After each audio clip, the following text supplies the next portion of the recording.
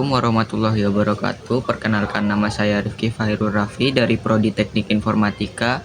Asal saya dari Melajah, Bangkalan, dan saya dari kelompok 71 Laminta Lungsur. Dan di sini saya ingin menceritakan asal-usul nama Bangkalan. Mengutip situs resmi Kabupaten Bangkalan, nama daerah itu berasal dari kata Bekah dan Laan yang artinya mati sudah. Istilah itu diambil dari legenda Ki Lesap yang tewas di Madura Barat. Lesap adalah putra Madura keturunan Panembahan Cakraningrat dari seorang selir. Maka Lesap adalah seorang pemuda dengan sederet keahlian. Lesap kerap bertapa di tempat sunyi seperti gunung dan kuburan. Ia pernah bertapa di Gunung Keker yang ada di Bangkalan. Kemudian Lesap kembali dengan membawa banyak keahlian, terlebih dalam menyembuhkan orang sakit. Soal itu terdengar oleh Raja Bangkalan, lalu Lesap dipanggil dan diperkenankan tinggal di Bangkalan. Ia diberi rumah di desa Penjagaan. Lesap juga diizinkan membuka praktik sebagai dukun, namun kepercayaan dan kehormatan itu belum memuaskan Lesap. Ia juga merasa terus diawasi sang raja. Lesap rupanya mempunyai ambisi untuk memegang pemerintahan di Madura. Lesap meninggalkan Bangkalan lalu menuju ke timur. Ia akhirnya sampai di Gua Pajudan di daerah Gulu-Gulu. Di gua itu ia bertapa hingga bertahun-tahun lamanya. Nama Lesap semakin terkenal. Konon ia memiliki golok yang dapat disuruh untuk mengamuk sendiri tanpa ada orang yang memegangnya. Soal kesaktian itu menyebar hingga pelosok Madura. Akhirnya Lesap merasa yakin pada dirinya sendiri mampu mengobarkan api pemberontakan. Lesap mendapat simpati rakyat sehingga saat turun dari pertapaan, ia dapat menaklukkan desa-desa yang didatangi dengan mudah. Pemberontakan Lesap dimulai dari timur.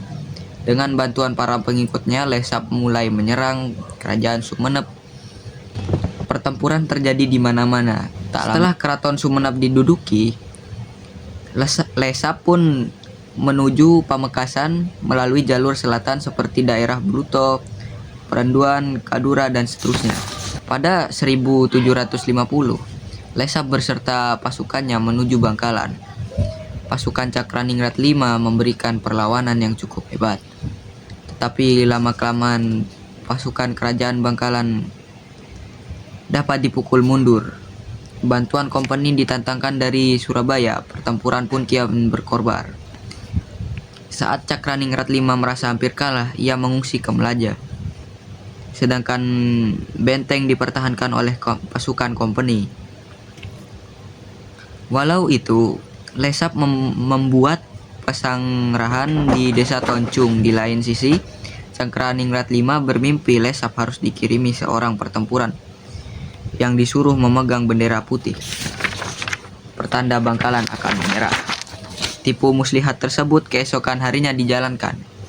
Seorang perempuan ronggeng berpakaian keraton disuruh memegang bendera putih dan dikirim kepada Lesap.